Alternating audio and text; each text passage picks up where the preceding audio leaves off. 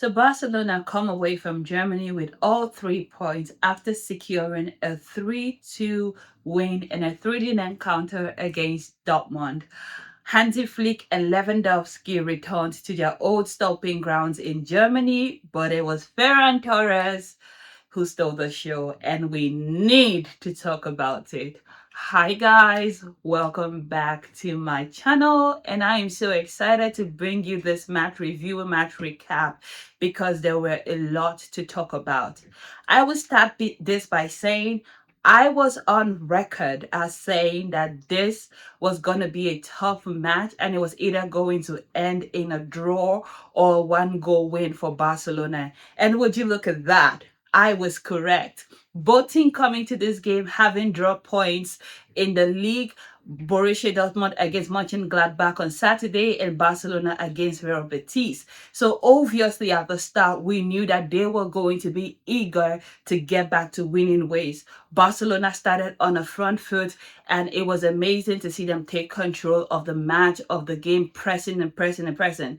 We did go into the half without a goal for Barcelona, but I felt that it deserved much more than that.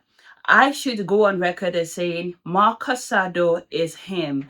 I really love to see how this player has developed before our eyes. He's literally becoming one of the pillars in the midfield, winning every second ball, winning every duel, basically working. And at this point, I know that a lot of midfielders don't necessarily get the attention that I think that they deserve. So I'm taking the time to highlight Marc Casado's brilliance in doing the dirty work, which is very much needed for this team. The second player I would like to highlight is Jules Kounde. Jules Kounde has literally blossomed before our eyes as a right back. I was so excited to see how Jules was basically taking control over that right flank, marshalling it, making runs, combining with Lamine Yamal on different instances, putting in crosses. Not just any kind of wayward crosses and just, where you hit the ball and hope and pray, but like crosses that actually made sense and were finding targets. So I really wanted to highlight him because he was a standout player for me in this game as well. But the second half is where we kick things up. It's where it all gets excited. Barcelona and Borussia Dortmund come in knowing they only have 45 minutes to make it work. And they came in pressing. Barcelona were first to get the goal through Raphinha. And again, I am on record as saying that Raphinha is having a Ballon d'Or season. I know a few people on TikTok and on here on YouTube were like, maybe Mo Salah, but maybe Raphinha needs to be a more impact player. But I don't know how more impact he needs to be the Ballon d'Or favorite. He's literally developing right before our eyes, and we cannot talk enough about it. I think that combination run between Olmo and Raphinha, and how Raphinha expertly checks his run and then runs to make sure that he's offside while the defender was trying to make him offside was very well done. And I think this is very funny because like a lot of teams try to want to catch Barcelona's high line offside. But many times this season, especially with many of Raphinha's goals, we've been able to see it as something that Barcelona has been able to defeat their own offside trap. And maybe many of these players should actually study that a little bit more. But we move on. Raphinha gets Barcelona one goal. And at this point, I am excited to see Barcelona getting back into winning ways. But defensive mistakes from both teams will characterize much of this game. Now, before this incident happened, I was going to come on here and wax lyrical about how there are two 17-year-old generational players in Barcelona's line. And I still am going to do that because I think Pau Curbasi does not get enough credit as he deserves. Yes, he made a mistake today, because he's a child and he just, push the player a little bit and he tackles over. Yes, he does that. But prior to that incident, Pau Curbasi was him. Not only has he been able to study the offside trap and perfect it, but he was also getting in there in physical duels to make sure that Barcelona's defense is solid. However, he did make that mistake. And unlike my criticism of Frankie de Jong in the weekend, I'm going to chuck this one up to youthful exuberance. He's only 17 years old at the end of the day. And with that mistake, Guirassy steps up expertly to tackle a very powerful penalty into Iñaki Peña's net. I should give Peña some credit by saying he did guess the right way, but ultimately it was such a well-struck penalty that there was no goalkeeper that could stop that, and quote me on that anywhere.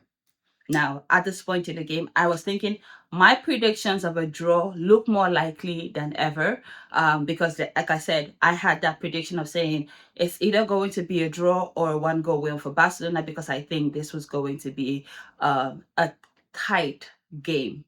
However, Hansi Flick ends up substituting Lewandowski and Raphinha.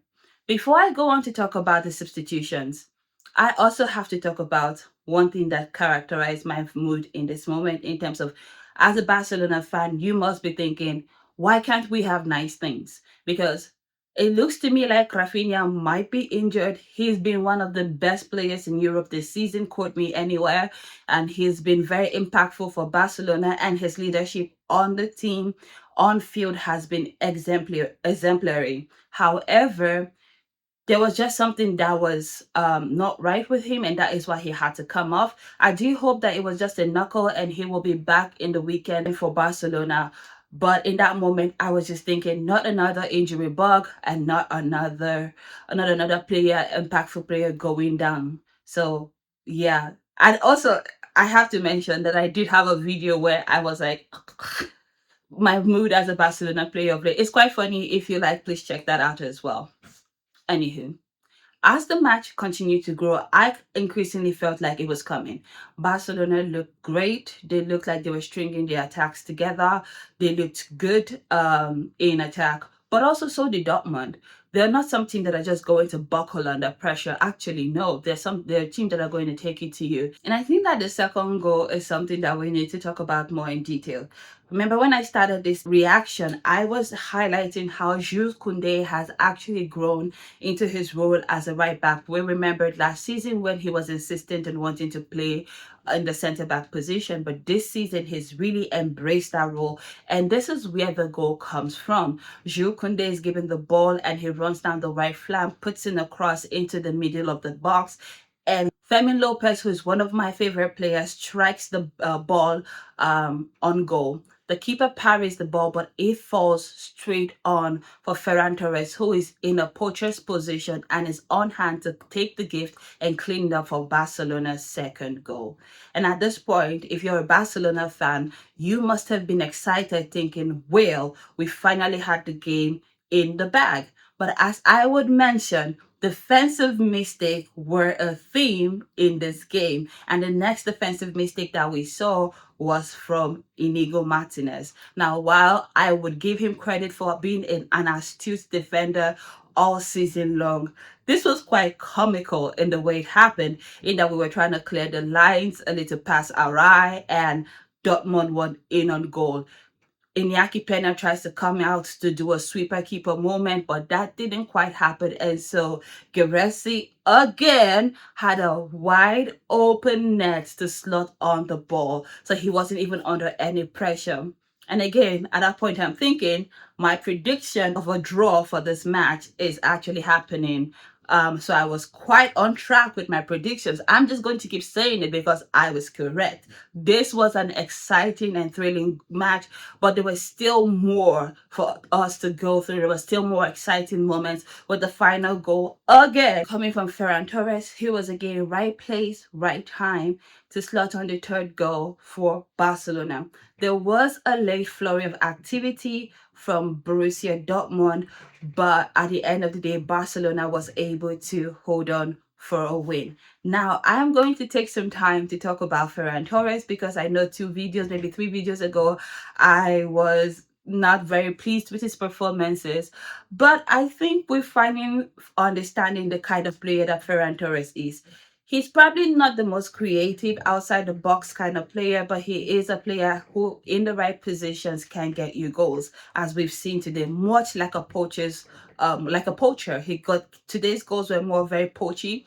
I like the second goal in the sense that he missed his first touch was not very great, which was what I said the last time, but he was able to regain his composure and slot the ball home anyway. So I'm going to take the time to give him credit for recomposing himself in that moment and for actually giving Barcelona the lead, because it was something that was very much needed. So Ferran Torres is the star of today's show.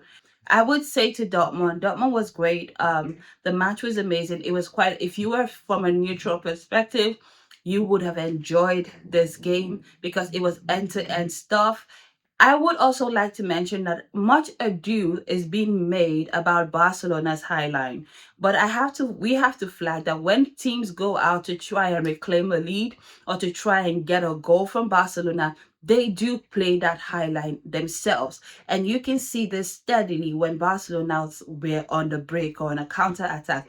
It was almost open. There was almost nobody there. So I wanted to flag that because when you listen to the commentators or the pundits online talk about Barcelona's highline, it's like it's always too high. But if you watch the game with the naked eye and you see when teams are trying to get their goal back, they also play the same way. So I don't know, but I just wanted to mention that. But that was it from this game. This win puts Barcelona in 15 points, second behind only Liverpool, and they are all but qualified for the next phase of the Champions League with 2 games to go.